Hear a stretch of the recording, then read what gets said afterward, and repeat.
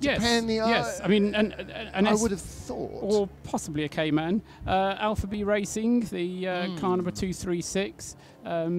Yes, are we calling that Alpha B or Alfab? Up to I've you. always called them Alfab. Okay. In that case, we'll Right, call them Alpha. We'll decide on that, and we'll send the memo out to everybody else. If whatever they are actually called, they are now quasi-officially Alfab Racing. And as long as we're all the same, then yes. Everybody else is wrong. Exactly. Green flag. I like that. Green flag to start the session at 5:15 local time. So live coverage, of course, not only on RadioLeMans.com with sound and vision, but also on 24hseries.com. You can follow the timing and scoring as well. And we'll be picking up the action as soon as the times start to come through.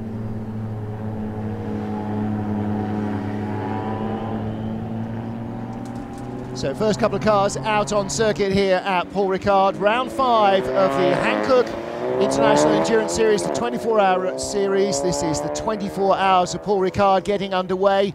They had a test session yesterday. A couple of cars had minor issues. In fact, Prep Tech, who are going out in this session, lost an engine, or lost oil pressure on an engine in their Renault Clio. They had to change that. Went out in free practice at lunchtime, and then we have had the cars now heading out on track for the first of our qualifying periods. 45 minutes, and not every driver has to do a qualifying run. They don't have to do any particular number of runs either. Most of the drivers will have tried to do their 2 daylight hour time lapse in the previous session in the free practice, and in nighttime practice this evening, which kicks off, I've lost my bit of paper, at 9 p.m. local for 90 minutes. They will all try and do their 2 nighttime laps as well, using just about the longest variant of the many, many varieties of Paul Ricard circuit that there are to use. For the train spotters amongst you, Track Solution 1C-V2. What that means to everybody else is 5.8 kilometres, full Mistral straight, full length Grand Prix circuit, plus 1 chicane on the Mistral. And that, of course, then leads you up to the signature turn here, and one that is still renowned globally, Senior, one of the ballsiest corners in motorsport. So they're using the longest variation of the track here, and that's a great opportunity for the drivers in the faster cars, in the classes that'll be coming out later on in the second qualifying period, SP2, SPX, A6, 991 and 997 classes, to have somewhere to go when they're looking to get their full GT3 Porsches or Ferraris or Mercedes or Audis around a 1600cc Clio Cup car. You always do need somewhere to go, no matter how hard you try. Camera's picking up the Prep Tech car from the A2 class. It's a 2-litre Renault Clio Cup car, Mark III, so that's a 182? Did it go 172, 176, 180, 182? I slightly lose attention when it comes to Renault Clios, I have to say. Cody Hill, Andy Mollison, Andrew Gordon Colebrook, who they have hyphenated, but I actually think he's Andy Colebrook. I think Gordon is possibly his middle name rather than his hyphenated name. And Thomas Butler, and currently driving her. Again, it's Andrew Colebrook driving the car at the moment, as the first cars come across the line. And the K-Riser car, which is... that's not the K-Riser car. I was misled there. I was looking for the Peugeot. That's got Thomas Sorensen at the wheel. That has not yet come across the line, but Dan Meyer is fastest of all. Car number 102. This is where we start to really get our head around things. One of the 2 JR Motorsport BMWs. JR run a lot of cars, or they run cars a lot in championships like the Dutch Supercar Challenge, and in fact Dan Meyer shares with rival drivers from that championship, Martin Lanting, who has spent a lot of time with Bob Herber as his teammate racing Ferraris. This weekend they're in a BMW M3. Dan Meyer, more of a BMW man, and they're being joined by Swiss driver Christoph Ulrich, the other JR Motorsport BMW, which is another E90 M3. Eric van der Munkhoff, who drives an M4 Silhouette. Peter van Solen, who's driven an ex-World Touring Car BMW M3 for the last 10 years probably since it was a current M3, Mark van der Aar and Koen Bokaerts, who's normally Peter's teammate in their BMW. So that's a more experienced BMW driving lineup. And those two JR Motorsport BMWs are currently fastest and second fastest. Although that was just an out lap, so in fact they were just first across the line. They're now on flying laps. Let's get down to the pit lane. Rick Breukers is out in the red Camel Jordan's Seat Leon in the TCR category, and Bruce Jones is down at the garage with Ivo. Ivo, it's incredibly laid back. Rick's just gone out in the 303, but you're looking terribly cool. Yeah, in fact we are. It's the atmosphere. We're quite relaxed. We think we have the pace. So and you know, also qualifying for a 24-hour race, it's nice to be in front, but not that important. Obviously, you know the Seat Leon Cup racer incredibly well, so no mysteries for you. No, and in fact it's a very nice car. We didn't do anything about the setup because the car was perfect. Surely the trickiest thing here at Paul Ricard is which way the wind's blowing. Yes, indeed, because yesterday I think we gained 8 kilometers more on the back straight because the wind was helping us. So today will be a little bit different. That's why you've sent Rick in the car, isn't it? Yes, I think he doesn't care where the wind is coming from. He tries to be quick all the time. Just the way to be. Thanks, Ivo. Good luck. So there's Ivo Breukers, son Rick in the car. Sorry about a little technical issue, I didn't realise we were going on camera with that one. Just talking about the 102 and 103 JR Motorsport cars, Dan Meyer has gone fastest in the E90 M3 102, but has just been beaten by 2 cars. So the first of those was Bas Kouten Racing, another Dutch team. Harry Hilders in their TCR Seat Leon went fastest. He's been beaten by Michael Simpson in the Nova Race Ginetta G55, and that is a GT4 spec Ginetta. But Kevin Gleeson has just gone second quickest in 231. That's the OCC LASIK Racing Porsche Cayman. So that is an SP3 class car as well. SP3 should be the fastest category here in this group of qualifiers, of which there are 20 cars out on track. Rick Breukers, by the way, even as Ivo was chatting to us, was coming into the pits. He's gone around via the fuel pumps. Now that might be because after free practice they needed fuel. It might be because it's his first time in the car, he didn't go out in free practice, and he just wanted to come into the pits via the fuel pumps, because in this series of racing you don't refuel at your garage, you go to effectively a petrol station, which is a pit in behind the main pit building. 171, the K Ricer car comes out. That's the Peugeot RCZ in the A2 category, and that's one of our touring car classes. And K Ricer, of course, is the travel company that takes, what, 35,000 Danes to Le Mans each year, or some insane number like that. And that is the Jakob Christensen, Jan Engelbrecht, Thomas Sorensen and Jens Molgaard car. And it is Jakob Christensen, who's got a brother called Tom, who I believe once showed some interest in being a racing driver, and I don't know what quite happened to him after that. He had a fair bit of success, but only in the longer races. Is that in things that I won't have heard of? Yeah, in longer races. Somebody told me on my way to France yesterday, whenever it was we came, the Danish are the happiest people in the world, and I wasn't about to argue with them, seeing the majority of my experience of Danish people has been watching them at Le Mans, and they certainly are a great asset to that race, and hopefully Jakob will be a great asset to this race as well. Yeah.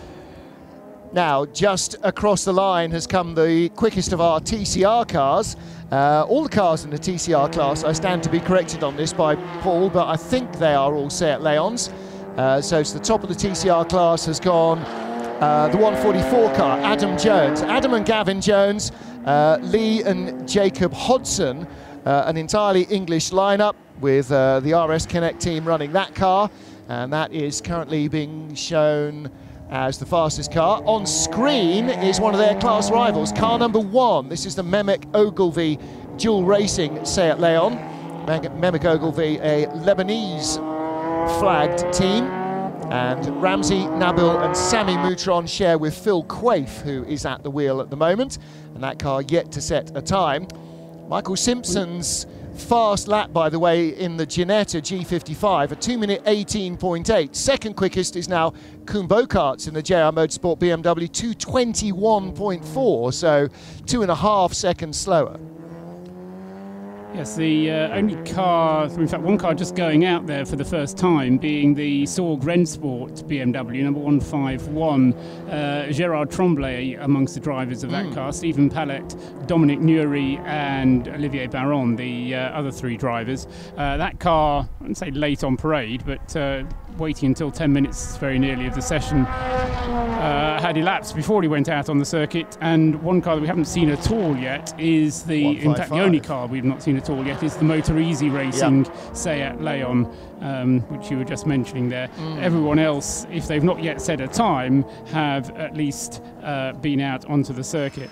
I'm not sure what's going on, and maybe that's a question for Bruce Jones. I will point him in that direction.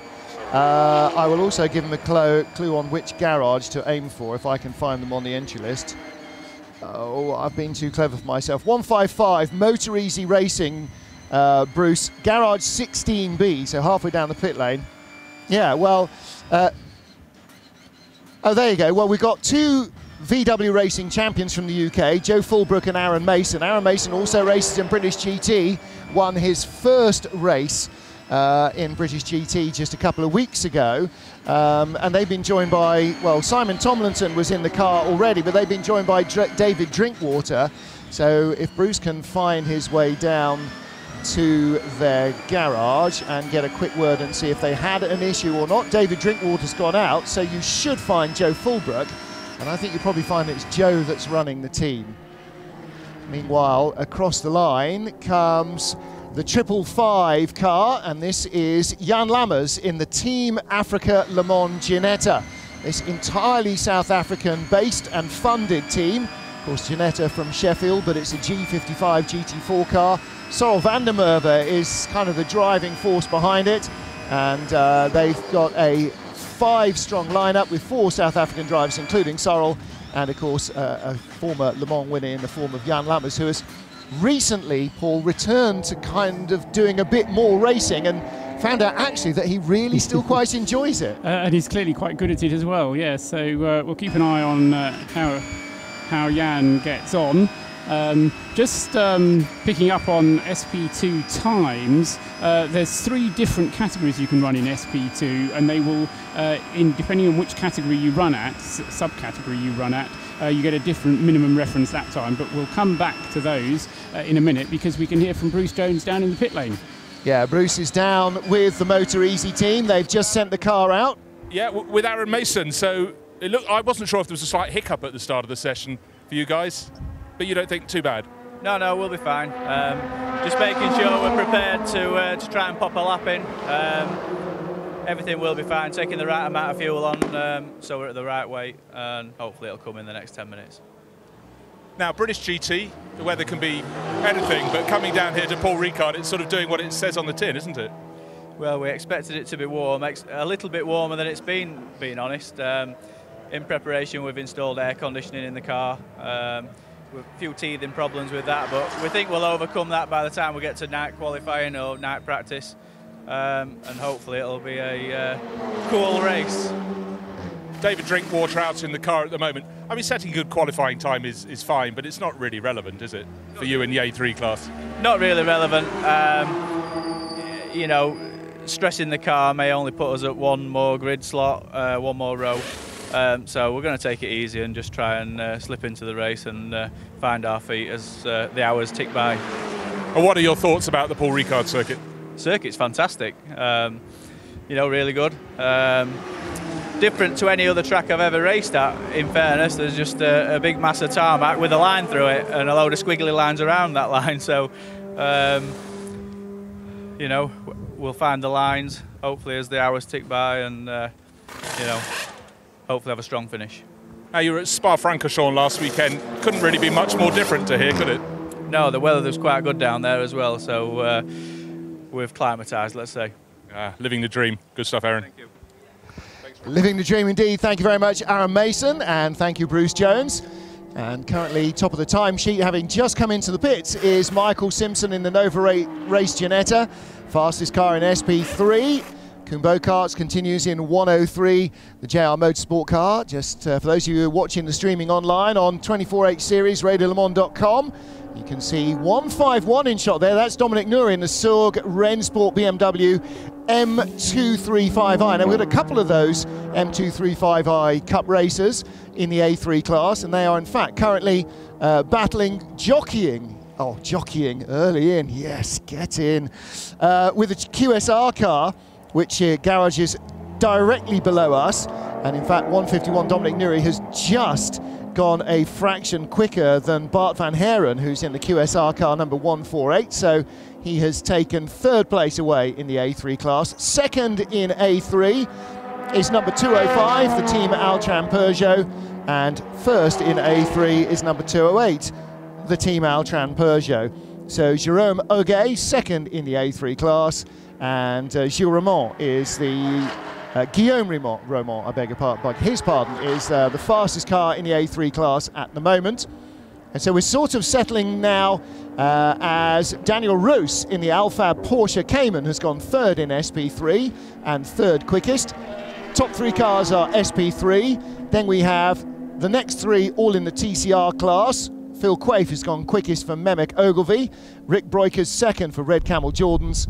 And Gavin Jones for RS Connect, the car 144. All of those are TCR spec Seat Leon Cup racers. So that's your top half dozen. Then the next, beg your pardon, Jan Lammers has just gone fourth quickest. That was your top half dozen. Jan Lammers fourth quickest in 555, the Team Africa Le Mans Ginetta, and that's the one with the enormous, I think, leopard head-on shot of a leopard on the bonnet. It's a dark-looking bonnet when you see it on screen, but I think it's a leopard rather than a Jaguar or an anything else. It probably is quicker than a leopard with Jan Lammers at the wheel. That's gone fourth quickest. And an improvement as well, Martin, for Rick Broikers. Has gone third quickest now in his TCR Seat Leon. So young Rick going very nicely indeed in the Red Camel Jordans.nl Seat Leon. He takes over third place, 2 minutes 20.780. So two SP3 cars first and second fastest, then a TCR car in third place, and then two more SP3 cars with the Porsche Cayman and Ginetta. So it's Ginetta first, BMW second, and Porsche third, just looking at the SP3 class on its own. Yeah. The SP3s, I was telling you about the SP2s having subcategories. The SP3s have subcategories as well.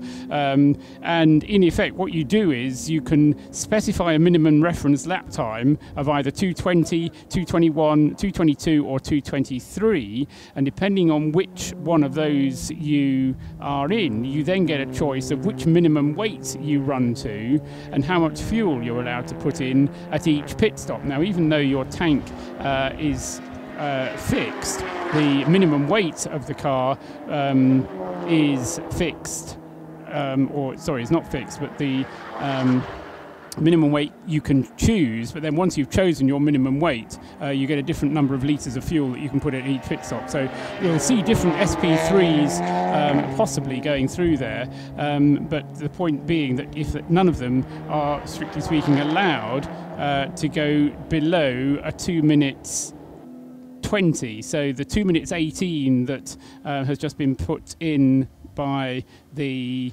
Nova race car is below its minimum reference lap time. And so that might promote it with some of the other SP3 cars into SPX, possibly. It might. Against some of those 991 Porsches. Yes, or they might decide to alter the balance of performance overnight. So, yes. But apart from that, they're all pretty much behaving themselves according to the minimum reference lap times that they've been given by the regulations. Well, the Nova race car is just heading back out again. Mehmet Ogilvy have sent out Phil Quaife again. That car currently 6th position and second in TCR to Rick Broikers, who again has come into the pits via the fuel pumps, but we've had a couple of changes. So Luca Magnoni is now at the wheel of 284 Nova Races Ginetta G55. That's the fastest car so far. He's just gone out.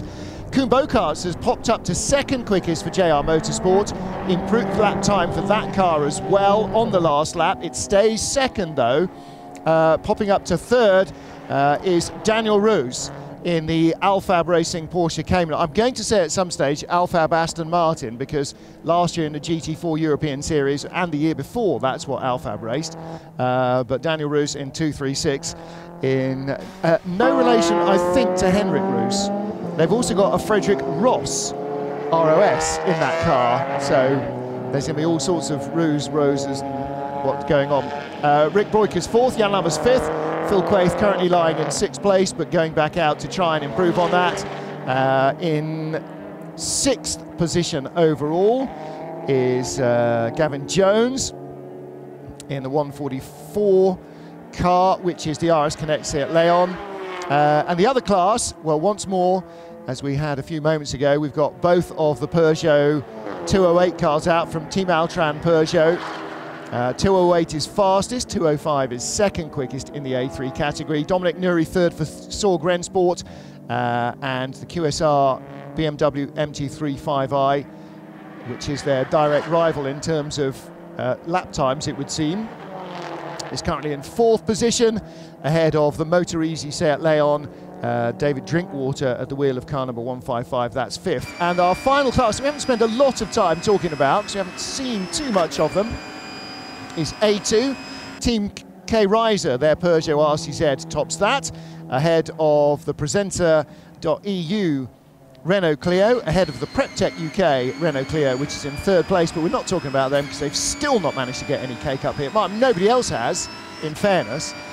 Fourth in A2 is the Nielsen Motorsport Renault Clio, and fifth is 212, not 112, which is the other Presenter EU Renault Clio, which is the last 20th car in the field, and the A2 is the 1600cc Renault Clios. Oh, there are 2-litre cars in there as well, aren't there? So there, it's essentially a Renault Clio and Peugeot RCZ category.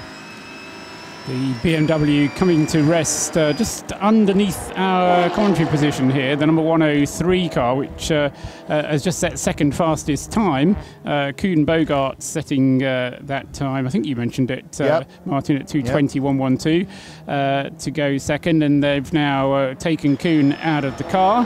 And now traditionally Koen Bokaerts has a BMW with pink highlights, but and in the last race it did have pink highlights, but it's now got blue highlights on it, so that's going to confuse the living daylights out of me.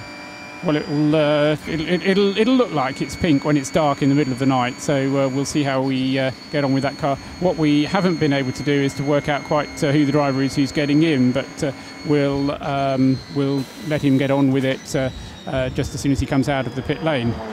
We will indeed. We'll find out from the timing and scoring who's in there.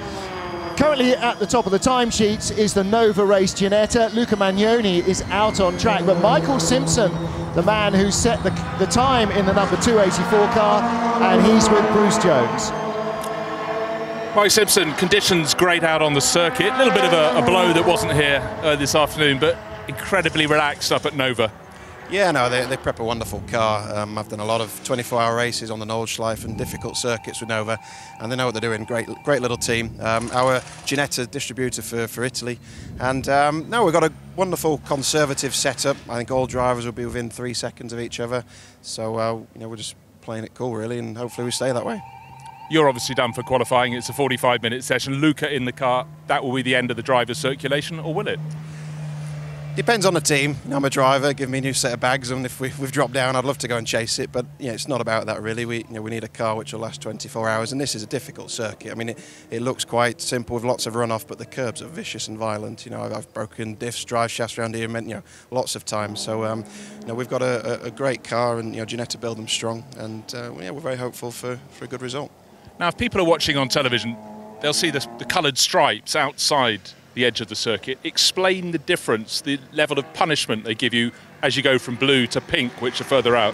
Well, everybody will think I'm mad, but as soon as you leave the white line and just get anywhere near a blue, you pick up massive understeer, but then it like holds the car and you can't get back to the circuit. It's really annoying actually, because it's a force field. It is. You see all this tarmac and I want to use it, but you can't. And then if you get to the red, you rip your tyres to pieces, and so that's really the set over, and it's great technology. Just what happens if you have a brake failure? That's the question I always have in my head, especially as you're coming out of the scene. But no, it works well. It's a great test circuit, and brilliant. Yeah, stay on the black stuff. Mike, thank you. Thank you. Cheers.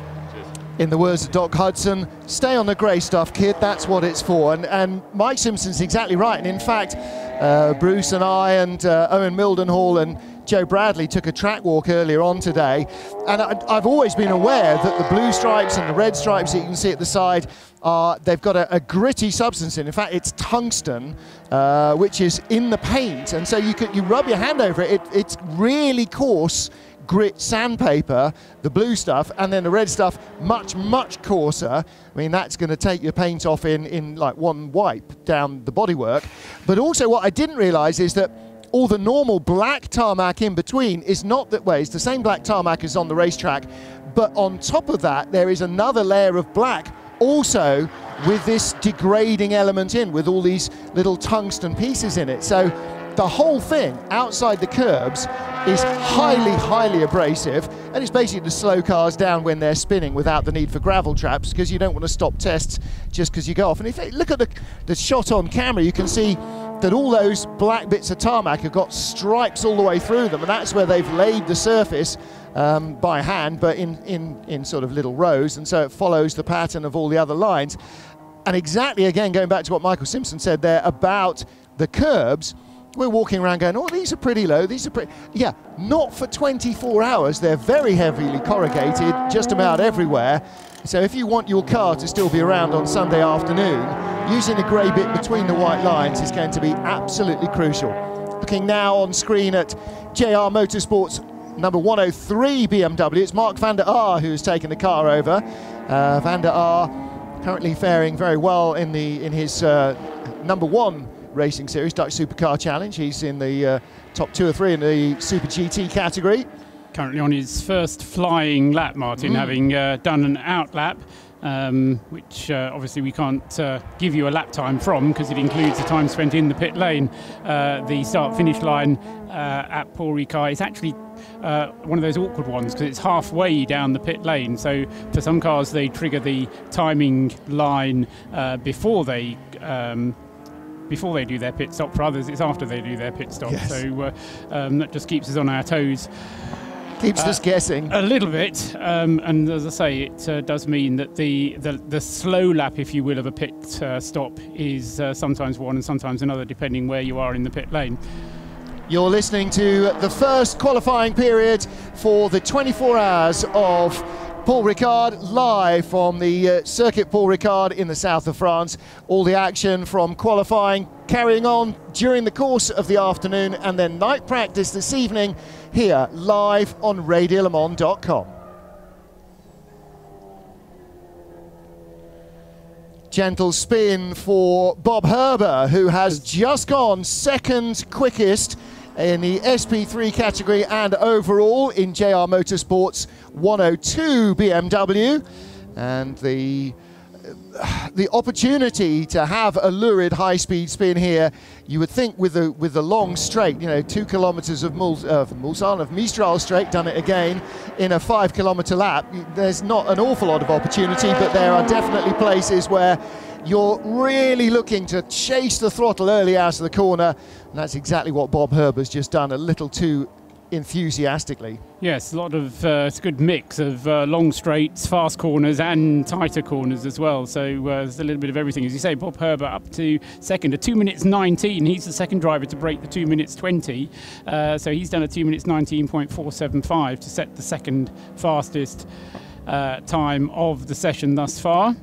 And the sister car 103 is only 11 hundredths away. Well, it's 12 hundredths away from breaking a 2 minute 20. It's done a 2:20.11. So Mark van der Aar now at the wheel of the 103 JR Motorsport car, and you might be forgiven for thinking maybe that Koen Bokaerts has got the best out of the tyres.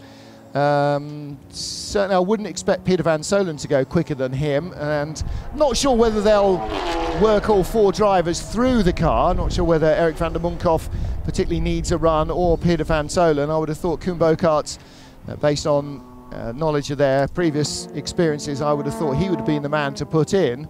And I would have thought that in the other car, well, Dan Meyer or Bob Herber. Dan Meyer has gone out already. Bob Herber's just gone in, but gone quicker. He would have been my maybe first choice to go in that car. Down below us, 231 is in. That's the OCC LASIK Racing Porsche.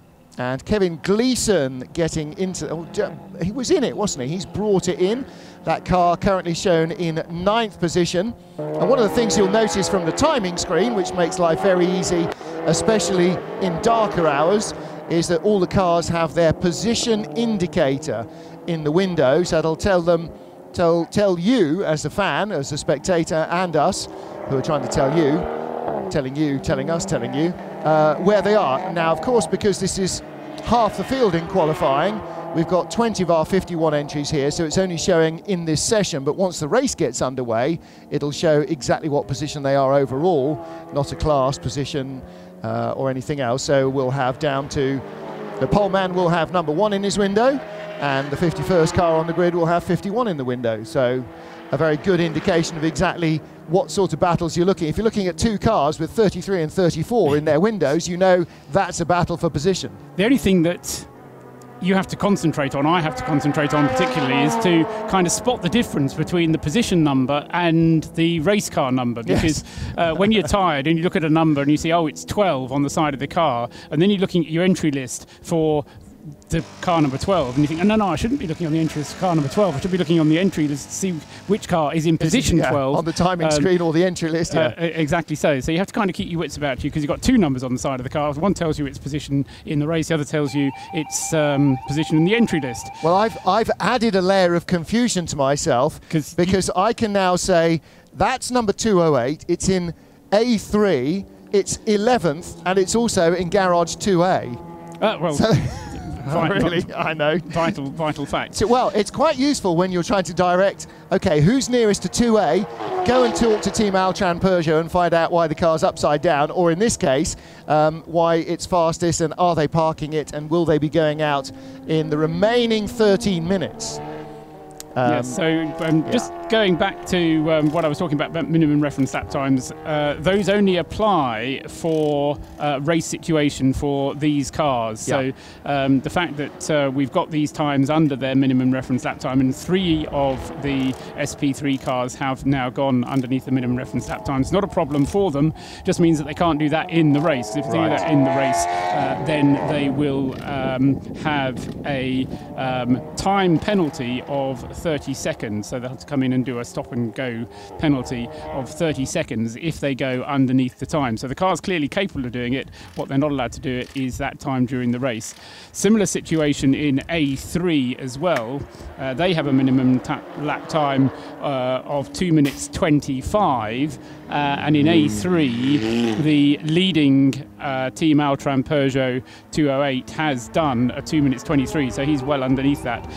Nobody else in that class has gone underneath the time for A3. TCR doesn't have one, so you don't need to worry about those if you're in one of the TCR cars. Still Rick Broikers it is who leads the class TCR in the 303, 5th place overall.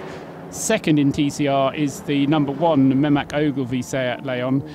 Phil Quaife has just taken that car out of the pits, so we'll see whether he's going to be able to improve on that car's position. It's second currently in the class, and then the 144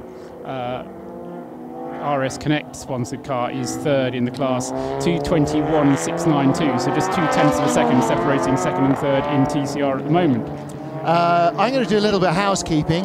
Andrew Catt wanted to know how much it's costing me for getting the name of the straight wrong here, and I'm going to suggest that may be the reason that PrepTech aren't bringing any cake up. It's an hour delay on the cake for every mention, exactly. Martin. However, PrepTech have just gone second quickest in A2, courtesy of Cody Hill, so that's a good lap from them. They move up close to, not that close to, 3.59 seconds behind the K-Riser Peugeot RCZ, which definitely looks like the pace setter in that class. So much so, in fact, that it almost begs to go up into A3, which is only 2 seconds quicker, whereas it's 4 seconds quicker than the next quickest car in A2. However, that will be all for balance of performance. And one other A2 thing, and this is for you, Paul. Jay Mooney says, can you confirm the delta time for the A2 class at all? Is it 2 minutes 34? It is. Yes, Jay Mooney, it is. At least it is currently. But all these things are fluid because, like everything else at Creventic, they try and react to the situation as it presents itself, not necessarily how it was planned to present itself. Well, and if you find a car that should perhaps have been in the ballpark and suddenly isn't for positive or negative reasons, then they will try and adjust that. And so you might find that it's unlikely, actually, they'll change the minimum reference lap time. Yeah. They'll leave those as the fixed points, and then they'll move things like minimum weight around those. Yeah. The two parameters that they have to play with in A2 being minimum weight and the maximum refueling amount. And again, depending on what the weight of the car is, and also its engine size, then you have different amounts of fuel that you can put in at each pit stop. As I say, the cars themselves can have fuel tanks of up to 120 litres if they can be built to have that big of a fuel tank. 120 litres can be put on board. However, the problem for them then is that they're only allowed to put in, for an example, with an A2 petrol supercharged engine of 1.6 cc's, you can only put 80 litres into it every time you stop. So you'll be stopping more often and putting the same amount, 80 litres in, even though you've got a 120 litre fuel tank. Driver changes down below us. 148 and 231 are in. 148 is an M235i, and that car has disgorged a... Oh, no, yes, that's one of the names I'm really not familiar with. That is Luc Mortgat. Didn't want to say because I thought it was Luca. Luc Mortgat. It's an all-Belgian entry, the BMW. And 231 below us, which is the OCC Lasik Newbridge Racing entry, has just taken, just spat out Kevin Gleeson and taken on somebody with the Union flag on their helmet. So it's either Nick Holden or Ricky Coomber. And I couldn't tell you which because the timing screen hasn't updated. We're just watching on screen Ole Klitgaard, who is one of 5 Danes in 212, which is Presenza's second Renault Clio. And that one, I think, again, is a 1600. That's on my 3rd entry list. 212, yeah, that's a 1600 Renault Clio Cup 4. That's the slowest car on track at the moment. Also in the pit lane at the moment, the car of Bob Herber, which we saw having that spin earlier on.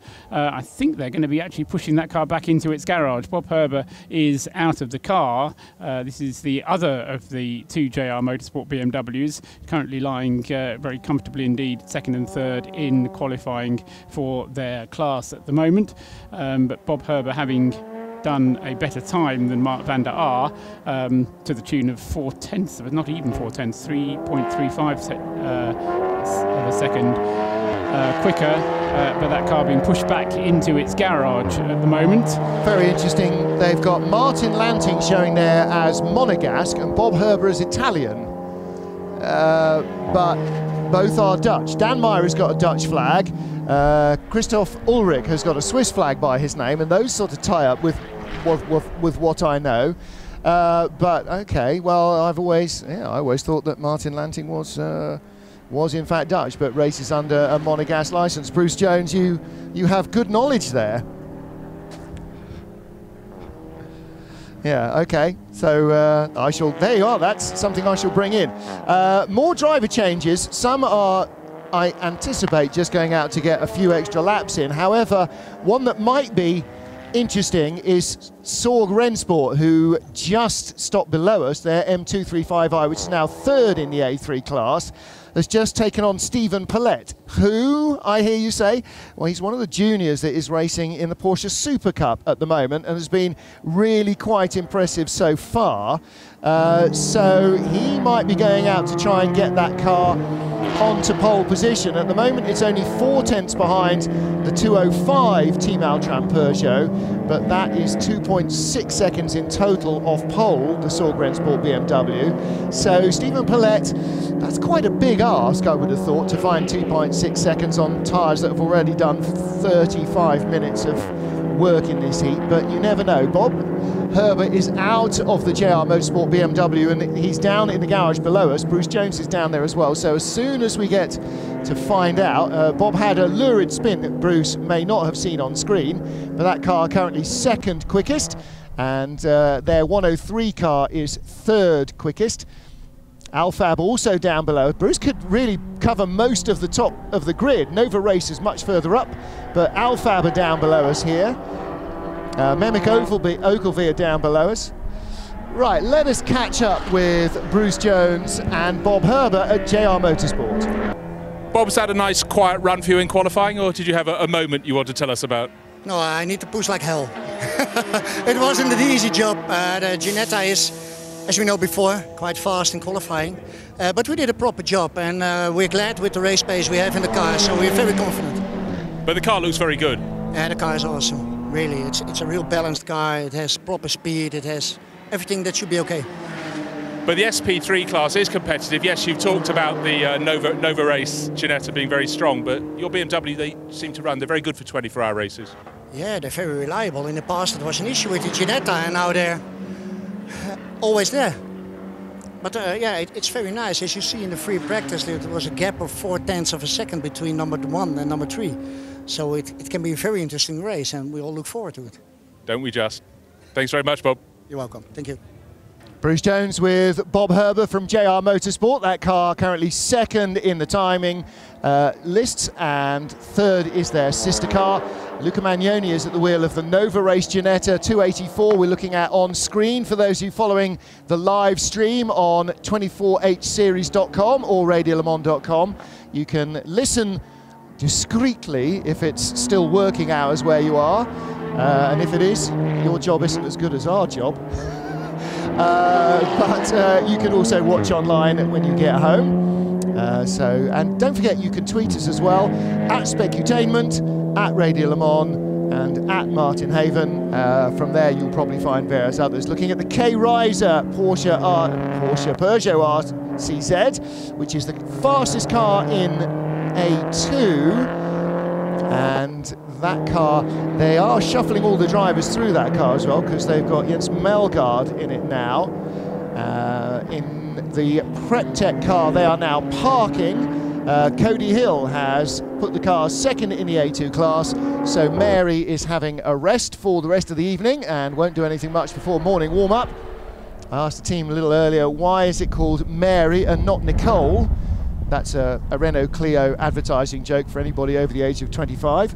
And they said, well, Mary is a friend of ours who is no longer with us, unfortunately, but who inspired them to get into this racing. They said, without whom we would not be here. And it's a perfectly reasonable reason to call any car by a certain name. So Mary is parked for the evening. PrepTech second.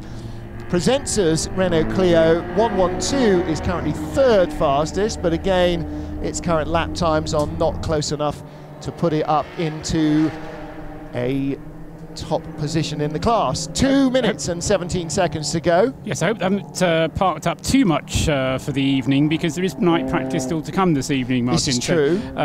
Whilst they may have parked it up for dinner or for tea, their cake, whatever it is they're going to eat, they do have to bring it out later for the rest of the night practice. Indeed, yes. They have to get all 4 of their drivers through 2 night laps as well.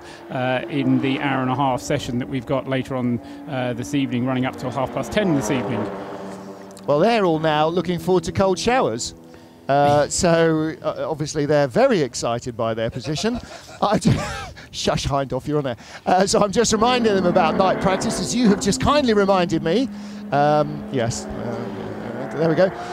What else? So PrepTech's been pushed back into the garage, as you rightly say. To re-prep. to re-prep. Yeah. Also coming in the Memak Ogilvy Seat Leon #1, having to probably be satisfied with second in the TCR class. So I don't think they're going to be able to improve, or they're not going to get out again in order to set a lap time with so little of the session remaining. That's right. Luke Magnoni is still out though in the Nova Race Ginetta, number 284. Seems to have done a lot of laps as that car, number 284.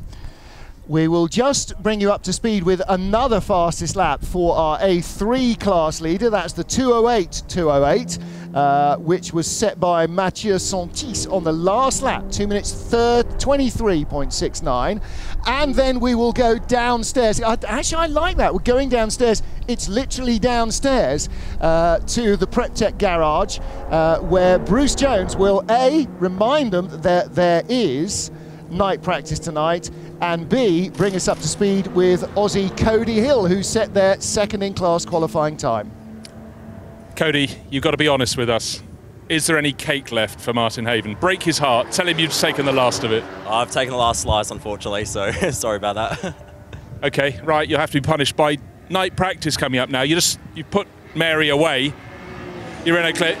Doesn't seem there's anything you can do about that RCZ. In fact, we've just got red flag end of pit lane. That's the end of qualifying. But it's all about building for the race, isn't it? Yeah, absolutely. I think this is all of our first time here, so to come here and pull out some lap times like that, and with some very limited running, I think we've all done a pretty good job today. So I think we're going to be very happy going into the race tomorrow. Yeah, well, top of the Clio pile in A2, no bad place to be. What are your thoughts on Paul Ricard as a circuit? Obviously, you've looked at it from afar, but here you are. Yeah, I've only had some running on simulator laps, and so far we're really enjoying it. Beautiful weather, as usual.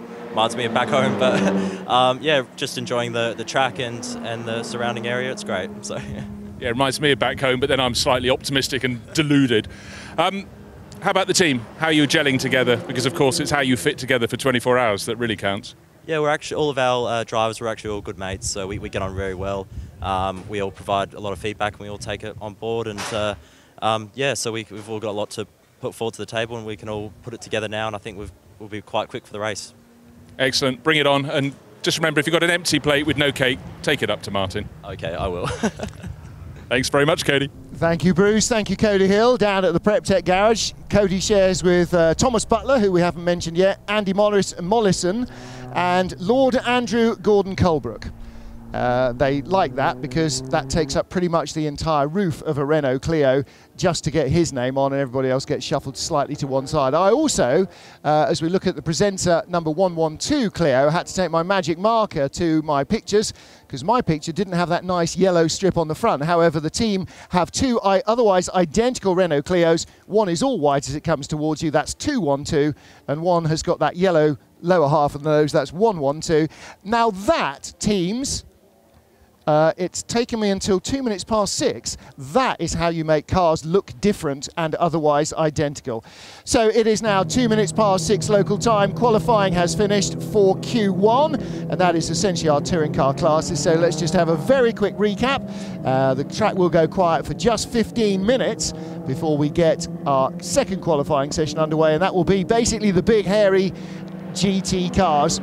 And the session ended with Nova Race's Ginetta G55, the fastest car of all. It also tops the SP3 class. 2 minutes 18.761 was the time set by Michael Simpson. Second and third quickest go to JR Motorsport, the Dutch touring car team, with their BMW E90 M3s. Bob Herber finished off the session, setting the second quickest time in SP3 and overall in car number 102. And it was Koen Bokaerts who set the car 103 time to go third fastest in the session. Rick Broiker's fourth fastest overall, and it was a late lap. In fact, it was his last flying lap that put him not only fourth overall, but top of the TCR class by about a second and a half. He's fourth fastest. Fifth fastest is the SP3 Alfab Racing Porsche Cayman, car number 236. In sixth position, Team Africa Le Mans Ginetta G55. and that is the 555 car with the All-African lineup and race winner, Le Mans race winner Jan Lammers in it. They're 6th overall, 5th in SP3. Then we get into the next two TCR cars. Number 1, Mehmet Ogilvy's Seat Leon, Phil Quaife setting the time in that, and number 144 RS Connects Seat Leon, the all-British crew in that car as well. They are 3rd in TCR and 8th overall. 9th is the OCC LASIK Racing Porsche Cayman, and in 10th place is the NKPP Racing Seat Leon, which is also 4th in TCR. Then we get into the A3 class. 11th and 12th, 208 and 205, the Team Altran Peugeot 208s. They are 1st and 2nd in A3. Stephen Paulette in the Sorg Rennsport BMW ran out of time to improve on their 3rd fastest time, or they're only 4/100ths of a second away, 4/10ths of a second away from 2nd in the class. And then Danny Drinkwater in the Motor Easy Seat Leon, 4th in A3. 5th in A3 is the QSR BMW 235i. And the remaining 5 cars from 16th to 20th are all in A2. Team K Risers Peugeot RCZ took pole by 3.59 seconds. In 2nd place, Preptex Renault Clio. In 3rd place, Presenter.eu's number 112 Renault Clio. 4th is the Nielsen Motorsport Renault Clio, one of 3 Dane trains in the field. The RCZ, of course, being the 2nd one. And in 5th position is the other all-Danish entered Renault Clio, and that is the number 212 Presenter.eu entry. So that is the first period of qualifying. Paul Truswell will remain operating the corporate brain as we get into our 2nd qualifying session. Pit lane will open at 6:15 local time in 10 minutes for SP2, 991, 997, A6 and SPS class qualifying. So that will be 31 cars out on track. And you can see the action and hear all the words live on radiolemans.com and live on 24hseries.com. Thanks very much for that, Martin. So the sun's continued to shine, still fairly breezy, and as he was saying, just 10 minutes until we see the GT cars coming out and see exactly what kind of lap times they're going to be capable of doing. 2 minutes 8 is the fastest we've seen thus far from the Scuderia Praha Ferrari 458 GT, GT3, and that was Matteo Malicelli who set the fast time in the free practice session this afternoon. But with no touring cars to kind of get in the way, although, as Martin said, some 31 cars will be out for this qualifying session, it is going to, inevitably, there is going to be traffic, so you're going to have to pick your moment.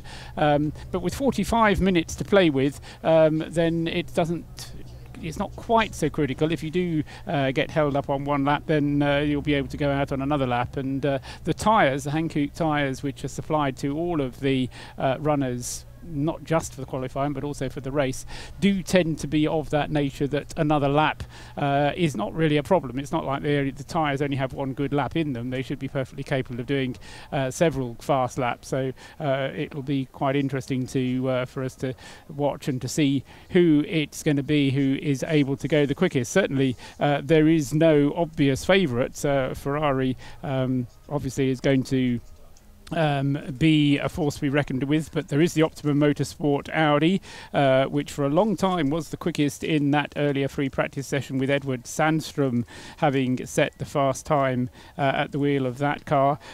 Pole position last year in this equivalent race was set by Tom Onslow Cole, I believe it was, at the wheel of the Ram Racing Mercedes. So that's 2 different cars that you could choose as your favourite, therefore. 206.390, Paul, last year. That was some clever person told me. It wasn't clever, I just looked it up. I wasn't here for the 24 hours, I should say. None of us were. Well, surely somebody must have been here. Well, you mean none of us were? Yes, sorry, yes. But no, so it was Ram Racing that was on the pole. But as I say, Tom Onslow Cole wasn't driving, was driving for Ram Racing, but he's not driving for Ram Racing this year. So yes, 2 minutes 6 is kind of the mark to beat for that. And of course, the Mercedes that was running last year will have been the SLS AMG, whereas this year's car is the AMG GT3, which is a very different Mercedes in a sense. So we'll see whether or not that one is going to be quicker or not. Then, of course, you've got the HTP Mercedes, the number 41 car, which has snaffled Bernd Schneider. Bernd having been in the Black Falcon car that beat HTP on the last lap of the Nürburgring 24 hours. So kind of keep your, what did they say, keep your friends close, your enemies closer. So Bernd, who was on the opposition for HTP at the Nürburgring, is now part of the team. So I'm smart guessing boys. It would be interesting to see whether they have Bernd Schneider doing the qualifying or Clemens Schmidt, because both are quick. I suspect Bernd will be slightly quicker. So, yes, there's certainly 2 or 3 Mercedes that are in a position to be able to possibly steal the pole position. Tom Onslow Cole is driving the SPS Automotive Performance Mercedes, and his teammates, Lance David Arnold, Stefan Cox and Alex Muller, along with Valentin Pierburg. Certainly, you've got to kind of choose which is going to be your quick driver out of that little lot. And then we look at the Lamborghinis, the possibly not quite ultimate pace for pole position, but Freddie Bart in the number 12 car, and then the other Lamborghini, the 963 Grasser Racing team. We saw a very quick time from Jerome Blekemolen at the wheel of that car during the free practice session. So that is one to look out for.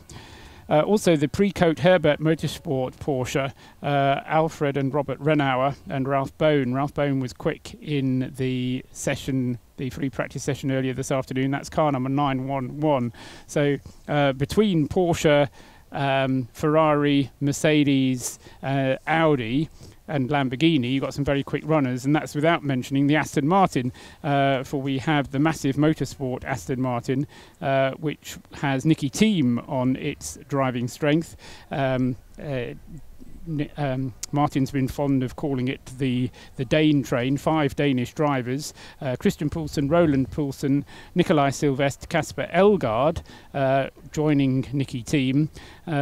The regulations, I did mention this earlier on, during the race itself, if you have 2 pro drivers, and that's a pro driver according to Creventic's definition of the word, if you have 2 pro drivers, then they are limited to doing a maximum of 12 hours between them, and the non-pro drivers have to do the rest of the race. So in effect, if you would have a 3-driver team with 2 pro drivers, you're limiting or you're forcing the non-pro to do 12 hours driving, which during a 24-hour race is, or at least 12 hours driving, which is a tall order to be seen. So it'll be interesting to see whereabouts the massive Aston Martin finishes up at the end of the qualifying session.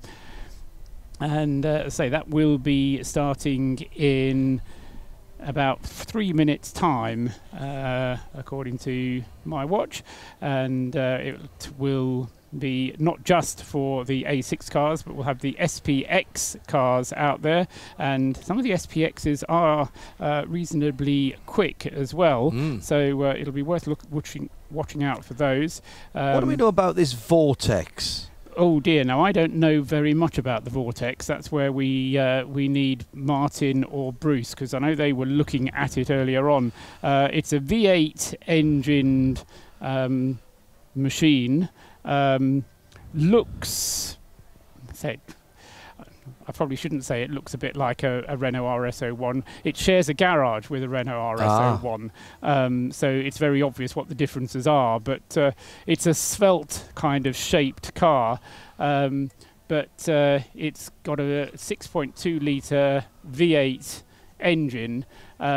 It kind of has its heritage in the GC automobiles. Yes, that was what I was going to ask. Yes, that's if it's a 6.2, then it's very likely to be a GM engine, isn't it? 6.2, 6.3 is a GM engine. Well, it could also be a Mercedes engine. True, yes. So not quite sure what we will see from that. It's car number 203 we're talking about, if you're interested. The Vortex which is driven by Lionel Amrouche, Nagai Cabaz, Jeremy Raymond, he's French, and Mathieu Pontias, all French drivers. And I say it's a GC automobile heritage car, if you'll call it that. And strictly speaking, the Vortex is its team name. The car is a GC, a GC10 V8. Yes. So that's actually running as an SP2 car, as is the and other. that car's been running in the V2V, hasn't it? Yes, it has. Yes, Yeah. And the other kind of, well, it's not the other SP2 car, but the other kind of Bitzer SP2 car, the other car that Rick Breukers is sharing with Ivo Breukers, along with Robert Nern and Ryan McLeod, is the Mark V8. Mazda 3 shaped car, and we have a green flag, I think, very shortly.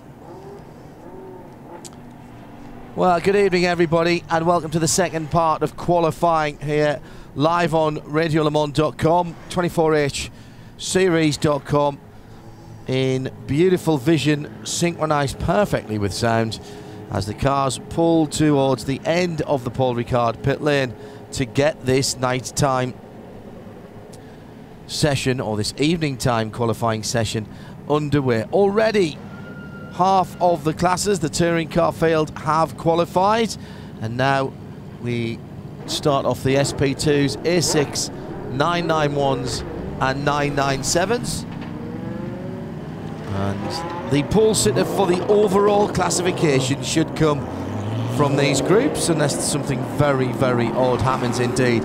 SP6, of course, split into Pro and Pro-Am. Anybody who goes under a 2 minutes 11 here automatically stuck into the Pros. And the lap time to beat from last year, Tom Onslow calls 2 minutes 6.390.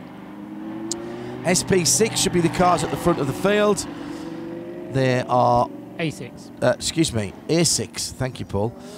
They are the FIA GT3 cars, running to a very similar balance of performance, although sometimes slightly tweaked by Creventic, who are masterful in their tweakage.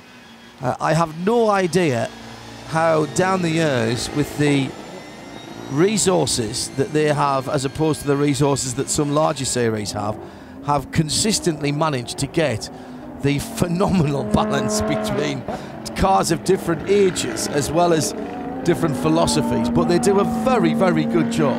They do, and I think what they do, John, is to base it not just on the theoretical performance of the car, but of the actual performance of the car. They look at who's going quickly. What a shock! What a ridiculously simple idea! I can't imagine why anyone would want to do that, Paul. What, you mean they look at a car and think, I think he can go a lot faster than that? I wonder if any of these people are free for a big race in June, perhaps. There might be a little lend there. What's the word I'm looking for? Technical experience? No. Any kind of technology that especially... No, eyes, that's right. That's the word that I'm looking for. Actually using your eyes to decide whether people are actually driving the cars fast. Pragmatism. Shocking. Just to round off the question of the Vortex, the car does have a GM motor, as thanks to Owen and to Janos for getting that information to me in double quick time. It is an evolution of the GC, and the updates from the GC are mainly aerodynamic, but it's an LS3 General Motors engine, if you're that level of technical expertise. I once had that in a Chevy Caprice SS, which effectively was a Holden Commodore with a different badge. I had that when I was in Kuwait and Iraq in 2003, working on the premise of I want the thing with the biggest engine that will go as fast as possible because it's more difficult to hit. It seemed to work. And you're with us to tell the tale, so grateful for that. Try to sound a little more convincing when you say that. Grateful for that. Once more with feeling, I think. Thank you, Mr. Trustwell. It's the Hankook International Endurance Series in the 24 hours of Paul Ricard's this weekend. delighted to see these cars out in this beautiful late afternoon sunshine. Just coming up to 20 minutes past 6 here on the south coast, the Côte d'Azur of France. Been beautiful weather, if a little breezy. Temperatures in the early part of the week well up over 30 degrees Celsius. A little more pleasant now. It's less breezy now than it was, I would say, an hour or so ago, John. And it's dropped a couple of degrees as well since we were talking about the end of free practice. Looking at those drivers who are in the cars at the moment, and it's not being rude to any of them, but I fancy that we're going to see the fast times coming towards the end of the session rather than at the beginning of the session. Having said that, we do have Lance David Arnold at the wheel of the 27 SPS Automotive Mercedes. We've got Mark Bassing, I didn't mention him, at the wheel of the one of the 2 car collection Audis. There's 2 car collection Audi R8s here. 33 Mark Bassing is one of them, and so he is out at the wheel of that car. Let's go down to the pit lane and have a first chat of the weekend. Certainly when I've been on the headset here with Jamie Campbell-Walter out of the Ram Racing Car. Joe Bradley is with him. Jamie, you're in the Mercedes. Bit of a last-minute deal, I believe. Yeah. Got the call about 10 days ago from Roll to do the race. Nice surprise and happy to be here. And yeah, hopefully we can do a good job this weekend. Now, did you get any running yesterday? Yeah, got some running. Did 10 or 15 laps or something. Car feels nice. First time obviously in the car. Team have obviously got lots of experience with it and obviously winning the championship last year. Teammates I already know, so nice to be reunited with them all, and yeah, really looking forward to it. Great track, nice weather, good car, good team, and good teammates. So hopefully, yeah, it's tough. It's not just a walk in the park. There's some tough old boys out there, so we'll do the best we can, and hopefully we'll have a result. Now the MG Mercedes, it's a little bit different to the cars that I think you've driven in the past. For instance, look at the size of the bonnet and that big lump of an engine up in front of you. Does that give the car a different feel from a driver's perspective? It's, I mean, if I compare it to the GTE cars, obviously it doesn't. GT3 cars feel a bit more lazy. They're slightly heavier, I think. I'm not sure about that actually, but they're a bit lazier and they're easier to drive. Definitely a bit easier. Probably because the manufacturers make them like that for the gentleman drivers, but really nice to drive. It does feel big. The nose of it is quite long, but after a few laps you get used to that, so it doesn't really make any difference. But no, it's a well-sorted car. You can see there's lots of development gone into it, and it's not a surprise that it wins races. So yeah, really nice, easy car to drive, very relaxing. Everything in it happens, you know, when you have a little slide, it happens slowly. It's not snappy or anything, so it's very forgiving. But yeah, quite compared to what I'm used to, a bit lazy and cumbersome almost. But you get used to it. And do you think, Jimmy, that's because the GT3 market's targeted towards the gentleman driver? I mean, your team a prime example. Yeah, I think the guys at Mercedes, Audi, BMW, all of them, they've targeted making it as easy to drive as possible, which it is, and everything about it, just little things in the cockpit and stuff. It's all geared toward ease of use and ergonomics and comfort, and even the handling of the cars. They're quite understeery for me. But that makes it easier to drive in essence. You know, you lift off a bit and the nose tucks in and then off you go. So yeah, but enjoyable nonetheless. They're good. And the Ram team, Jamie, previous winners in this series, you don't turn up to these things to do anything other than go for the win, I would imagine. Yeah, I mean, obviously we've all got an amateur driver. Rold is, you know, obviously there are quicker AMs without doubt, but he's driving really well. I think this car is much more suited to him than when we drove in 2013 in the Aston. So he's much closer to us on pace than he ever was in the Aston. So I'm quite hopeful that, you know, we can string out a result. I think BOP-wise, the Merc seems to be suffering a little bit, according to the team. I'm not really so au fait with it all, but we're definitely not so fast in a straight line. But it's a long old race. It's not really about the BOP. It's more about staying out of this place, the pit lane, putting fuel and tyres on it and changing the drivers every so often and going round and round. You know, if we're not ultimately the fastest, I don't think that really matters.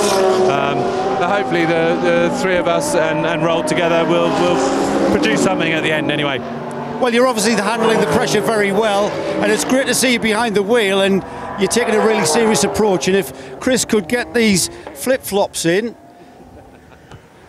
driver footwear. Thanks, Jamie. Well, world champion driver footwear at that, Joe Bradley. I want to turn myself up with my ears. There we go. Now I can hear myself. Good to have Jamie back. A sideways moment from the TCR Seat number 202. That's the red Camel Jordan.NL car, the 202. In fact, it's not a Seat at all, is it? Of course, that is the Mazda 3 bodied V8, Mark Cars Australia. And that car just going off at the far end of the circuit, for our most northern end of the circuit, I suppose you would call that. Who is at the wheel at the moment? It is Rick Breukers, the young driver. Back end of that car moving around quite a lot under heavy braking as he goes into the chicane at turns 8 and 9 in the middle of the Mistral straight. Or as Martin Haven would have it, twice, just the twice he's telling me on his fingers that he called it the Mulsanne, I think.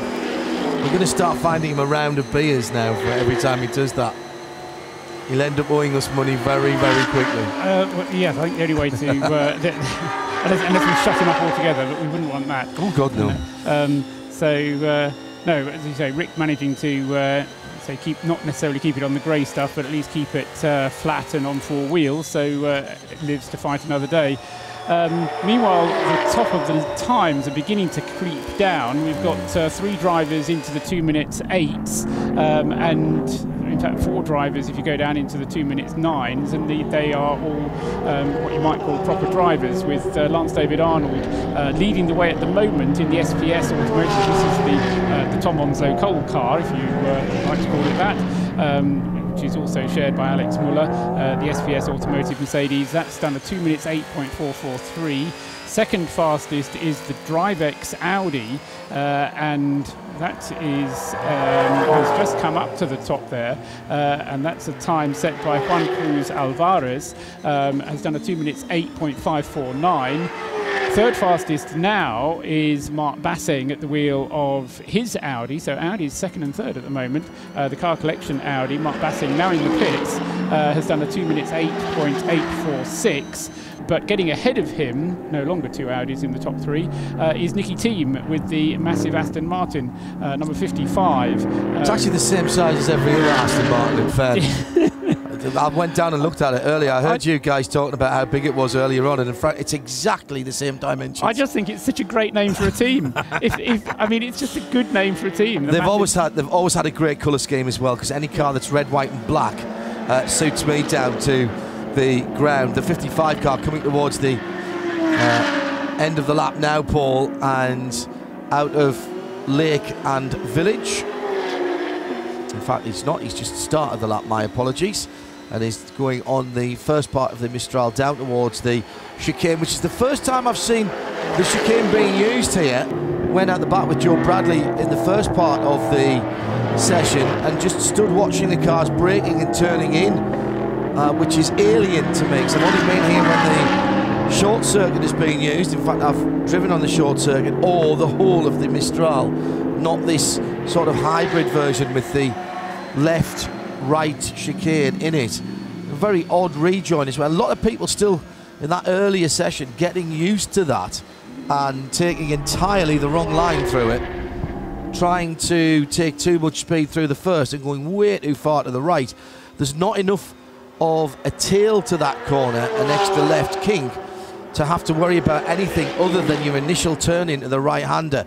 So you need to be very, very wide on the left, turn in, and then get the power on. The moment that you're turning in, you should be winding off the lock, and too many people going far too far to the right and hugging the curb as if it was a roundabout and sort of expecting to go further round, because that's quite a gentle run back. You mentioned it before, that after turn 9, there's actually 2 kinks that don't actually have any turn numbers on them, and it's because they're so gentle that they're effectively just a straight. They're part of the straight. Yeah. If it was the old Brands Hatch bottom bend, bottom straight, it's straighter than that. New fastest time, which I have to tell you about. Juan Cruz Alvarez in the number 49 DriveX Audi goes quicker still, 2 minutes 7.170. That's the quickest time we've seen the whole weekend from Juan Cruz. Yes, this is the United Nations car, isn't it? English, yes. Danish, couple of Hungarians and an Argentinian in Juan Cruz Alvarez. And so he's done 2 minutes 7.170, 1.2 seconds quicker than Lance David Arnold, who's still in the pits. Although no, he's just come out of the pits. Certainly, Lance David Arnold still behind the wheel of the SPS Automotive Mercedes. Third fastest now, this is another improvement from Clemens Schmidt at the wheel of Bernd Schneider's Mercedes. I won't call it that because it's the HTP Motorsport Mercedes, but Bernd Schneider is on the driving strength. 2 minutes 8.469 for Clement.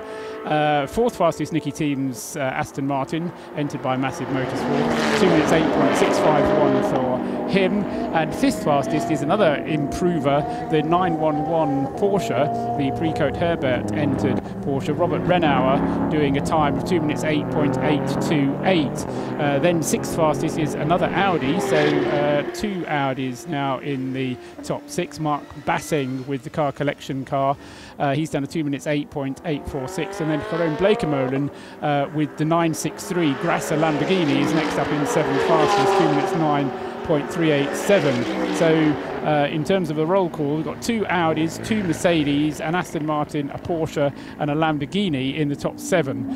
So the balance of performance alive and doing very nicely indeed. On the screens we've got the other car collection Audi at the moment, the number 34 car collection Audi, which is currently in the hands of Ingo Vogler.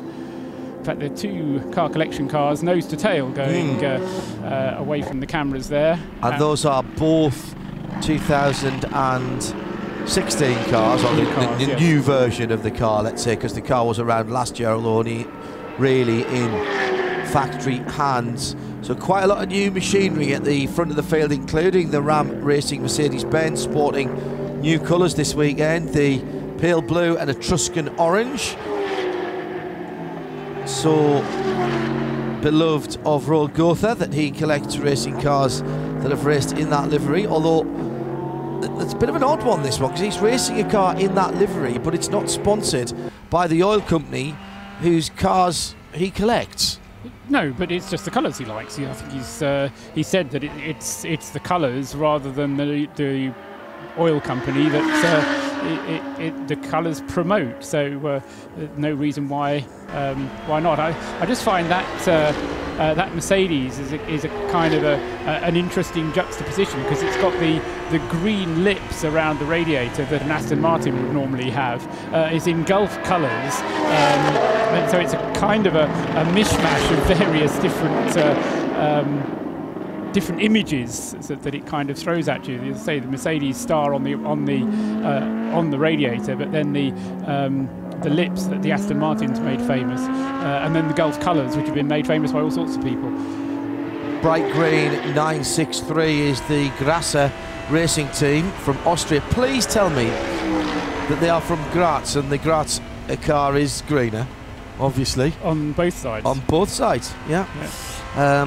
This is an Huracan GT. I thought I'd get that out of the way before we got into the middle of the night. This is the 963 Pro car, and sitting at the moment in 8th position, just gone out again in the hands of Jerome Blekemolen. 35 also out on the circuit. That is the B2F competition Porsche in the 991 category, sitting in 3rd and it's carrying. Now this car is into the pit lane, I think now. Yes, peels right, 40 kilometres. Does he go in for a fuel? He does. So stays hard right, and then down to 20 kilometres an hour through the gates. Very nicely well kept hedge on the left hand side.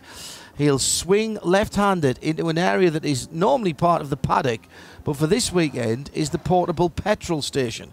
And there are what looks to be, well, there was supposed to be 6 and 2, but there's no diesel cars here, I don't think. So I wonder if we've actually now got 8 petrol pumps. Oh, okay. The team member in full safety gear, stands and waits for the car and fills it through the hole in the bonnet in the Porsche, but with a pistol grip, with the green accoutrement, as if he was going in to his local supermarket and getting 80 litres of unleaded.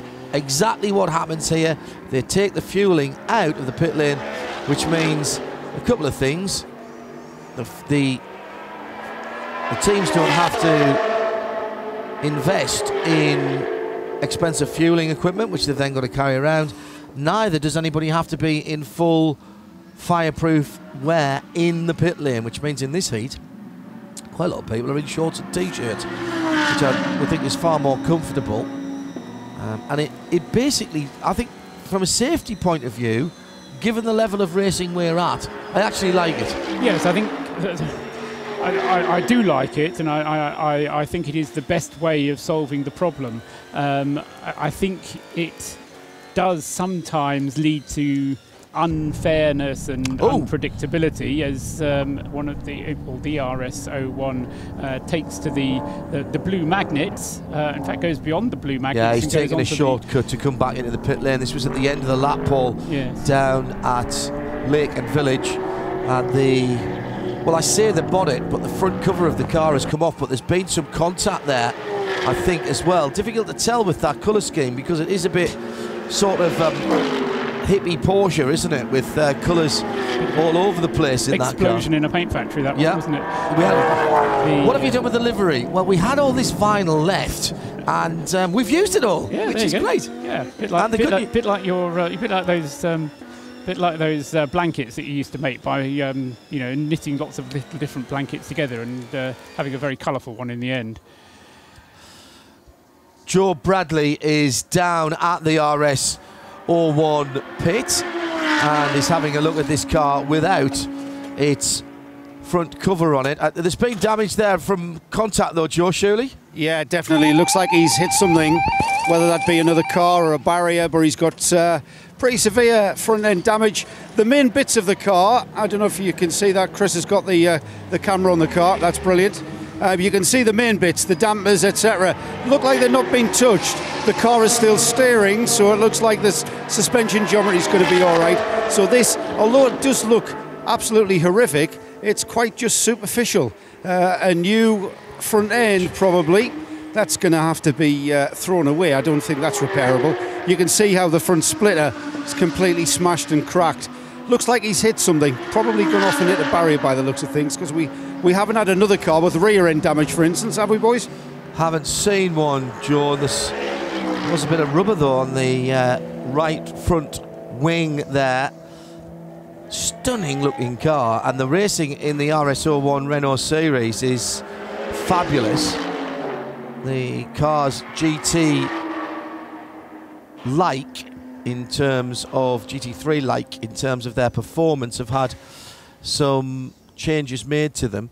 The Scuderia Praha team manager Peter Cox, out in that car in third at the moment, has just been called to the race director. We await news of why Peter Cox's manager's gone down there. Lance David Arnold in the Mercedes has pulled the lead at the top of the field down to absolutely nothing at all. In fact, the top three now within 3/10 of each other as the battle for pole position with 23 minutes to go begins to hot up, Paul. Yes, it's suddenly come alive, hasn't it, halfway through. So, improvements from Peter Cox up to third. Lance David Arnold still second, but closing the gap. Nicky Thiem has just come into the pits with the massive motorsport entered Aston Martin, but he set his fastest lap before coming into the pits just now. And then the next one, Clemens Schmidt, also having done his fastest lap on his fast lap before coming into the pits. Just going back to it, a little bit of admin, really, John. The question of which drivers are pros and which AMs we haven't yet got, but I'm sure we will be getting from Natasha in the end. Because the 963 Lamborghini is down on our list to be driven by just the three drivers. Now, with Jeroen Bleekemolen and Rolf Ineichen both being regarded as pros, I would imagine, that's going to leave Adrian Amstutz with quite a lot of driving, unless Rolf Icon isn't a pro, in which case he and Adrian Amstutz will be able to share the rest of the driving between them, and Haron will be able to do a little bit more of the driving. But I think that will be one that we need to check up on the Creventic classification of drivers, because that's different from the FIA one.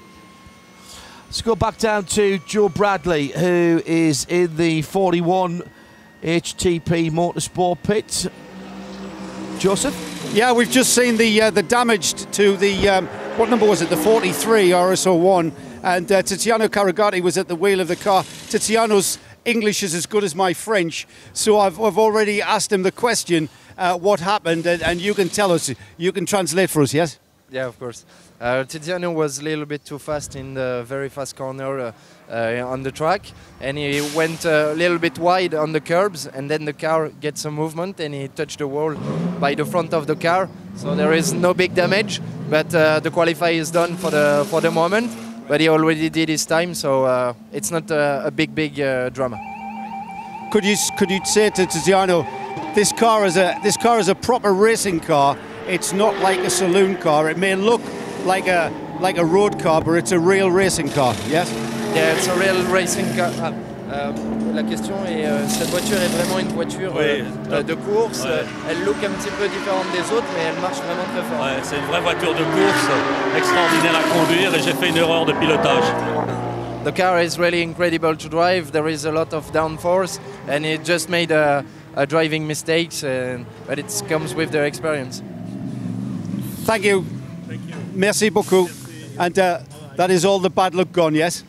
Yeah, of course. Bonne chance, mes amis. 62 Porsches come to a halt out on the circuit.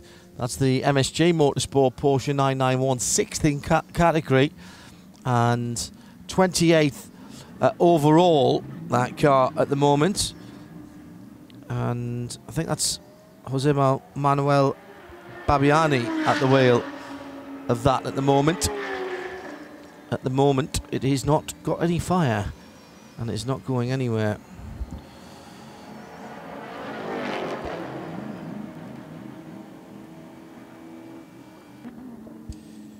Peter Cox on his way again in the Ferrari. The two number leading 11. cars are in the pits, Paul, so there's a good chance here. Yeah, exactly. And I don't know, it's difficult to get a full sense of track conditions all the way around, but my sense is that it is relatively quiet at the moment. So perhaps it is not a bad time to be trying to go quickly. As John said a few moments ago, less than 20 minutes of the session remaining. There is a screen somewhere that's got the GPS tracker on, if I could but find it. There we are.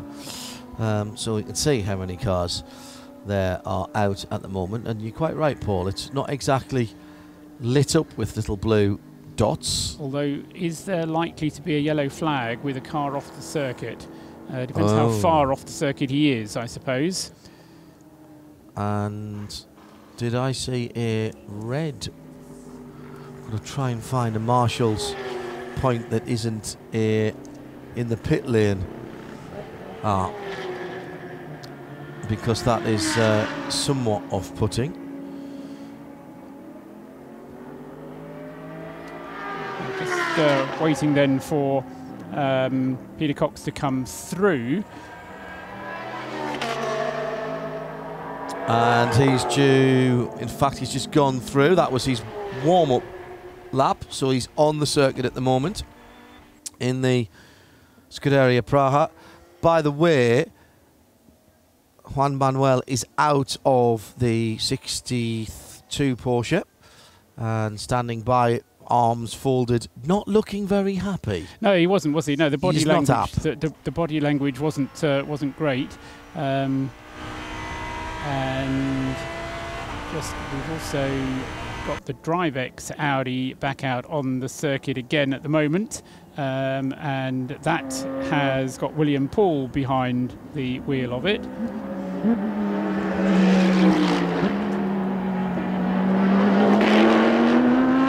Clement Schmidt also goes through in the HTP Mercedes, so everybody's had the same idea perhaps to go out now.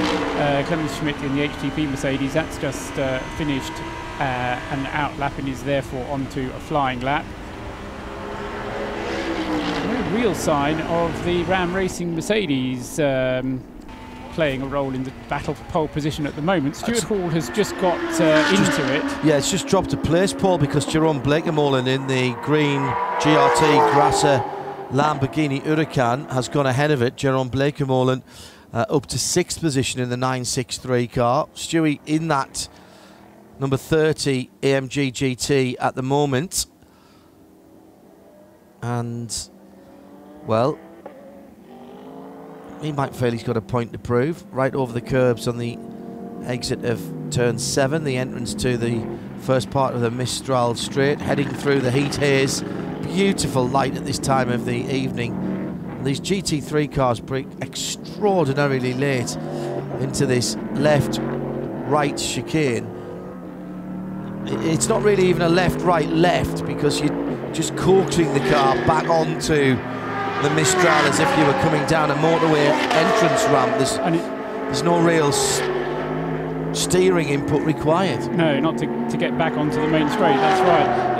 It's interesting as well. Your point about the late braking is really one of the differentiating factors, isn't it, between the pro drivers and the semi-pros or the AM drivers? Because as Jamie Campbell-Walter was saying, the cars are relatively easy to drive, but of course if you are a pro driver, then you'll have that extra bit of confidence to leave your braking that little bit later and to be able to do so with confidence lap after lap after lap, and that's where it can make a difference. So you know, I think that's where we will see the professional drivers being able to set better times than others. 15 minutes to go, and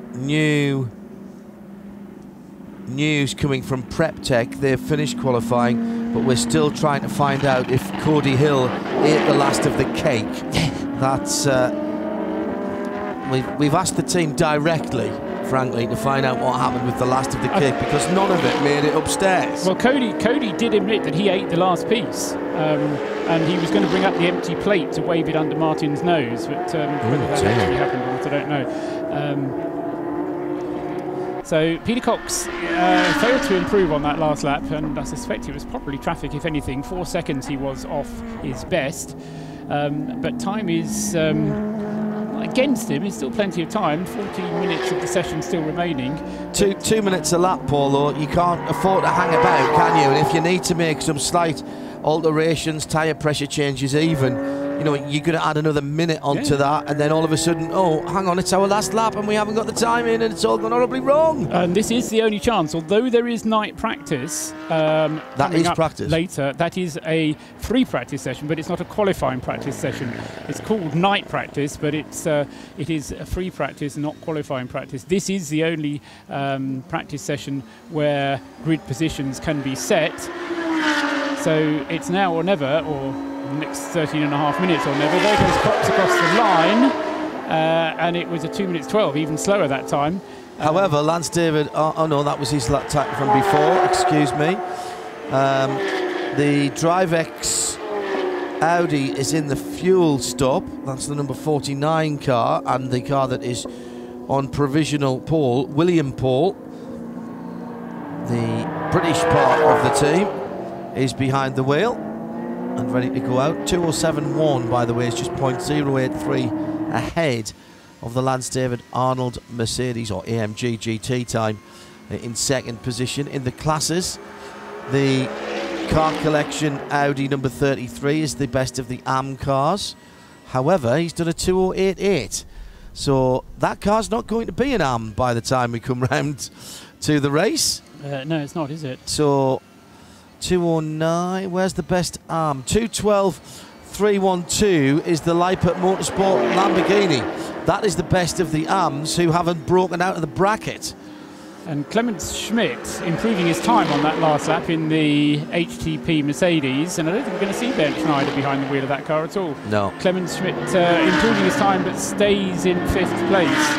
And Joe Osborne now in the Optimum Audi for the first time. I think he didn't drive it during the earlier session. Absolutely correct.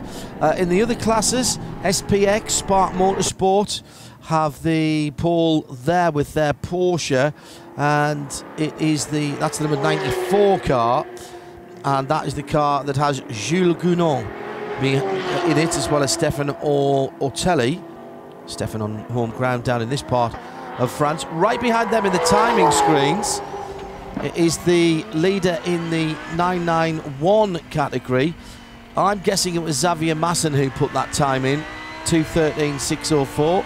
Charlie Putman is just going out in the car now. Thank you. The 203 Vortex car, which we talked about earlier on, the Vortex V8 from GC Automobile. That is the SP2 leader with a 2:14.4. Jeremy Ryan when he set the time. And that's it, isn't it, in this session? I don't need to go any further because those are the 4 different classes. Five different classes. 1, 2, 3, 4. Oh, sorry, yes. With AM, yes. Yeah. I was counting 5 because of AM, so that's right. 5, correct. Yes, you're absolutely right. And still 11 minutes to go. 63 car out on circuit at the moment. No. And circular 60. Can't be the 60. It is the 63 that is out on the track at the moment. We've got a 63. Oh, no, I think that must be 563, isn't it? The Lamborghini. Oh, it is 563. Of course it is. The Lamborghini. Yes, we had an improvement from Peter Cox. 963. 963, yeah. The Lamborghini. The Grassa car, which is weaving around at the moment under the tutelage of Jerome Bleekemolen as HTP Motorsport improved. The 41 car goes to 4th position for that AMG GT. Sorry, Paul, you were about to say? I was about to say that, but I was also about to say that Peter Cox had improved in order not to be overtaken. Those two cars separated by nothing at all, 8 thousandths of a second. Peter Cox improved his time, and Clemens Schmidt also improved his time. So Audi first, Mercedes second, Ferrari third, Mercedes fourth, and then Aston Martin fifth. And say Cox and Schmidt having a right old ding-dong in terms of purely lap times. I said it had taken a bit of time. I just wonder if the Hankook tyres take a bit of time. Can't imagine it takes time to get temperature into them in this conditions. But anyway, Peter Cox then having done two or three slower laps, then banging in a 2 minutes 7.462 to go third quickest, and in fact goes even quicker on that last lap. So he does that 4.62, puts him a little bit more safe in third place. And Clemens Schmidt is now only 5th place because Nicky Thiem in number 55 has done a 2:7.677 to go quicker than the Mercedes. So it's now Audi, Mercedes, Ferrari, Aston, Mercedes. Yep, 9 minutes now to go, and everyone is going back out. I take it, Paul, it doesn't matter who's in the car when the time is done. You don't have to nominate a quote-unquote qualifying driver. It is just the best time in the session done by any driver. Yes. And is there any regulation about which driver has to start? No. Right, okay, so you don't have to nominate a starting driver until tomorrow morning. Exactly, yes, that's right. You have to nominate a starting driver, you have to nominate a starting driver. HTP, no, it's not the HTP car, is it? It's the number 49 car all over. The DriveX car. We put William Paul into that car, didn't it? Just gone out from the fuel station, yes. No, it's... so he might have changed. Yes, it was Heino Bo Fredriksson who has taken over at the wheel of that car, the Danish element of the international car. And one of the two, one of the yes, it's two Hungarians, isn't it? Dominik Fekete and Zoltán Fekete, the Hungarians. That'd be an interesting team debrief, wouldn't it? I bet it's in English. That black and fluorescent yellow car is, well, that's one of the older Audis, isn't it? The first iteration of R8 LMSs. Or LMS Ultras, perhaps. Lovely looking car still. Has its close cousin, the Huracan, with Jerome Bleekemolen goes through, having just done a 2:08.127 last time around. And the whole of the top 9 are out or going out. The first car on the top of the timing screen that is in the pits is the number 911 Porsche, which is 9th in A6 Pro. And message coming through which will no doubt ring true for a lot of the drivers, but 2 laps have been cancelled. Two teams have had their fastest laps cancelled for exceeding track limits. Number 33, which is the Mark Basseng car collection Audi R8 LMS, and that did a 2 minutes 8.771, but is going to have to have its time corrected.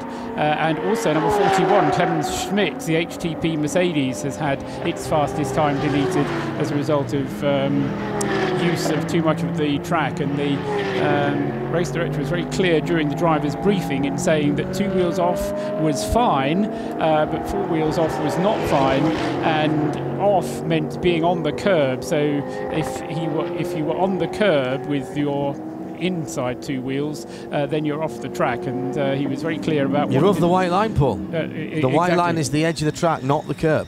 And so long as you are going to enforce that and do it consistently, I have no issue with that. As I say, the right thing to do is to put out penalties, for they are penalties, during qualifying, and that will make people realise that the race director is serious about it, and he is going to give them penalties which will not only affect their qualifying, but will also affect them in the race if they do it again in the race. Yeah.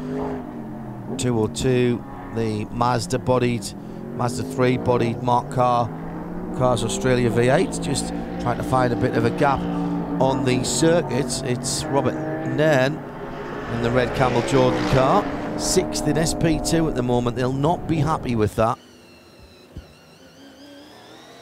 Just building up to a lap, comes out of the final corner, 15th and final corner, Virage DuPont Bridge, and heads past us now. That was the noise of the V8 that you've just heard going by us, the bright orange and black machine, as Robert goes down the box through the chicane at turns 1 and 2 and heads off to the hotel complex at turns 3, 4 and 5.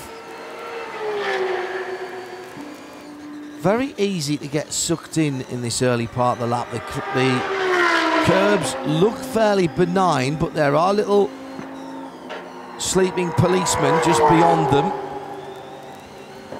And turn 4 is one of the places that people are being pinged at for overdriving. The DriveX Audi, in fact, just getting a call there. Also turn 7, which is where the Mark Cars Mazda is now, coming to brake into turn 8.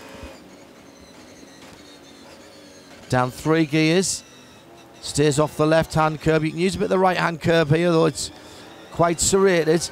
Get the car straightened up as quick as you can and then straight back on the throttle. Past the back of the museum building. Who was it who used to have the headquarters there, Paul, in that museum building? You asked us that on the way in. And they used to run a 550 Ferrari, among other things, but that was the thing I can remember. Yes. I'll leave you with that. It's one of those that will come to me in the middle of the night, so I'll give you a call. Do knock on the door then at that point. Yeah. Coming back down to the end of the lap then for Robert Nairn in the Jordans.nl V8. Gathers the car back up. Just 2 more corners to go. Turn 13 just basically goes on forever, and then you're into Lake and Bridge again, which Robert has negotiated. Points the car slightly to the right and drifts over to the right hand side of the start finish line, and that was a 2:15.852. best for that car, a 2:15.803. So they clearly haven't quite got that car working yet. Looks a bit lively at the rear, particularly under braking. Whether that's brake balance or they haven't got the rake on that car right, not sure. Have got a LED light bar that I noticed they're making good use of even in the daytime to let cars that they are approaching, and they've just gone past the 35 B2F competition Porsche driven by Michel Mitius. And to disappearing at the distance very quickly after the chicane on the Mistral.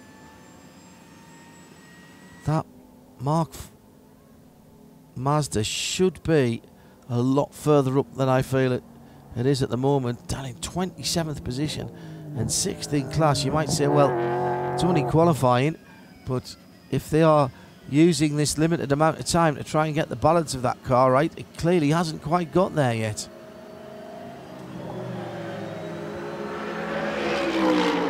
A minute and 36 to go. And now from everyone being out, everybody's back in the pits. Here's how it stands. It is still the DriveX Audi by 0.083 of a second from Lance David Arnold's time in the SPS Automotive Mercedes-Benz. He's still out there.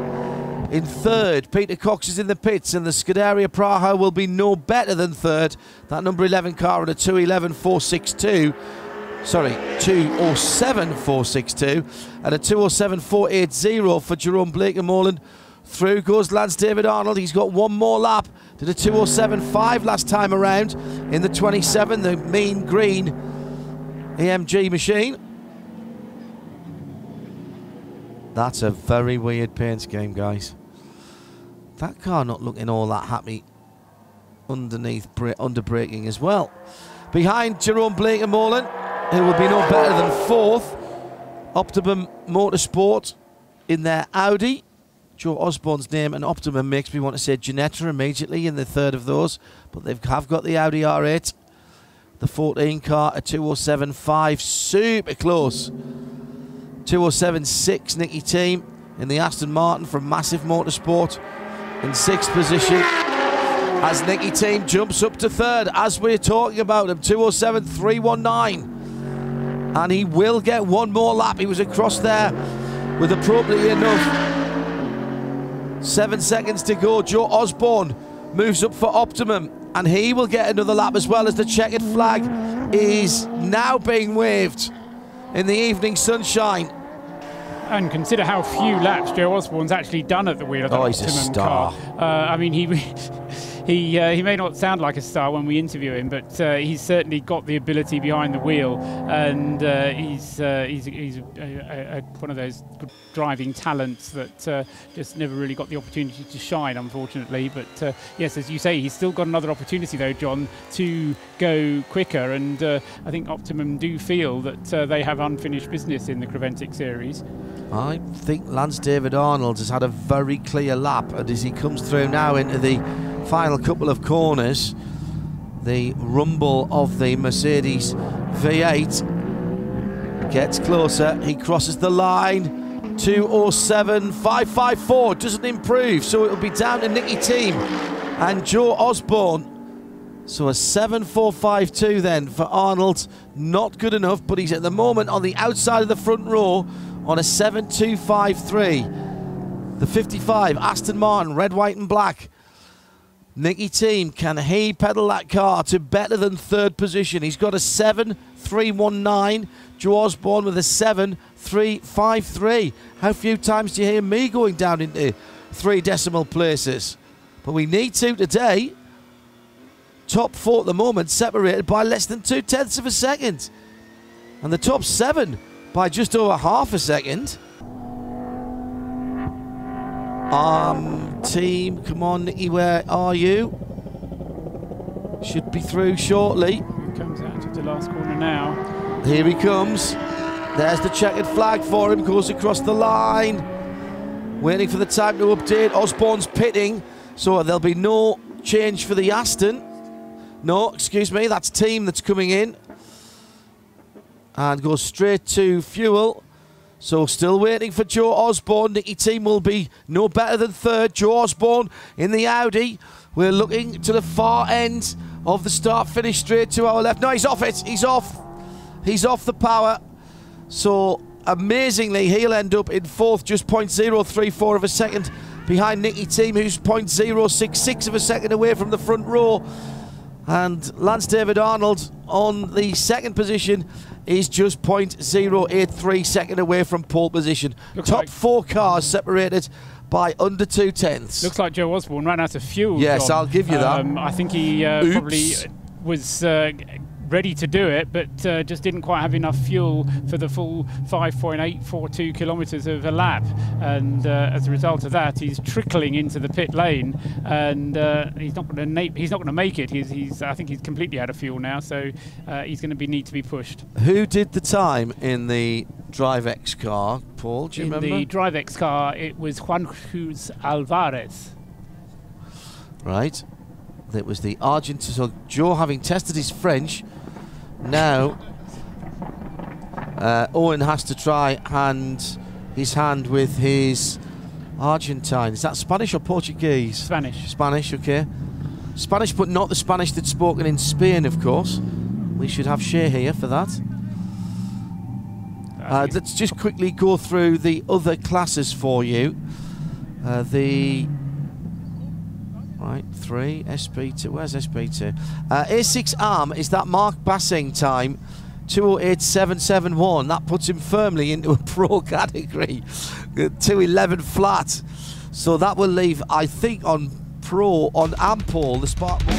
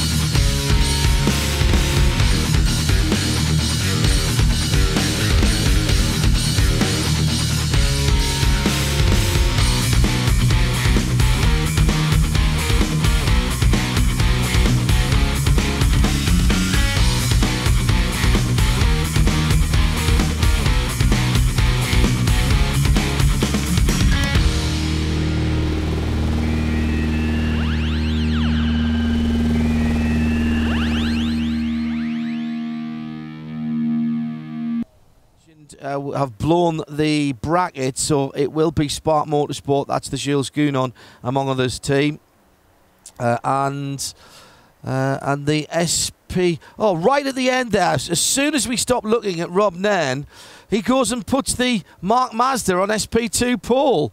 Of course he does. The moment we stop looking at him, from bottom of the class to top, in 17th overall. Let's go down to Owen, who's down in the pit lane, hopefully without Paul sitting there. Owen? I am. So here I am. Juan Cruz Alvarez, congratulations. Pole position for the Paul Ricard 24 Hours. Well, thank you very much. I'm so grateful for all the team job.